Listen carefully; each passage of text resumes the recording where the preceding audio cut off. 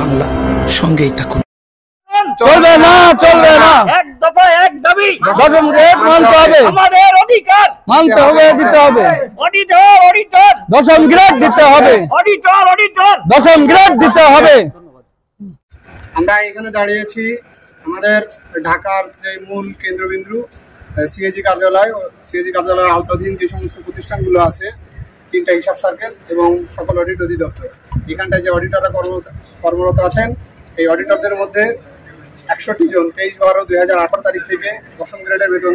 মেহেদী Hasan, auditor, DC Khulna কার্যালয়। আমাদের মূল দাবি হচ্ছে আমরা যে একটা বৈষম্যের শিকার হয়ে আছি, এই বৈষম্য থেকে মুক্তি পেতে চাই।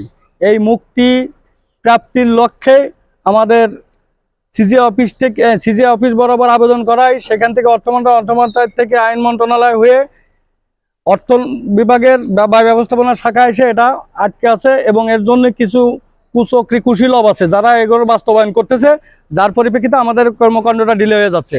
আমরা একই পদে 61 জন আপনার দশম গ্রেড পদ হোল্ড করবে, বেতন নিয়ে চলবে, আর আমরা বাকি অডিটরগুলো 11 গ্রেডের বেতন নিয়ে চলবো। এই বৈষম্য আমরা আসলে চাই না। এই বৈষম্য আমি না, বর্তমান প্রেক্ষাপটে বাংলাদেশও বলবো না, পৃথিবীর কোথায় বৈষম্যের কখনো আশ্রয় দেয় নাই, প্রশ্রয় দেয় নাই। আশ্রয় প্রশ্রয় যারা দিয়েছে তাদের কখনোই তাদের সেই স্বপ্ন বাস্তবায়িত হয়। দশম গ্রেড করে জিও জারি করলে আমাদের অবস্থান এবং কর্মসূচি অব্যাহতি দেব, আর যদি না হয় তো আমাদের মানে চলতেই থাকবে অবস্থান কর্মসূচি অব্যাহত চলতে থাকবে ইনশাল্লাহ।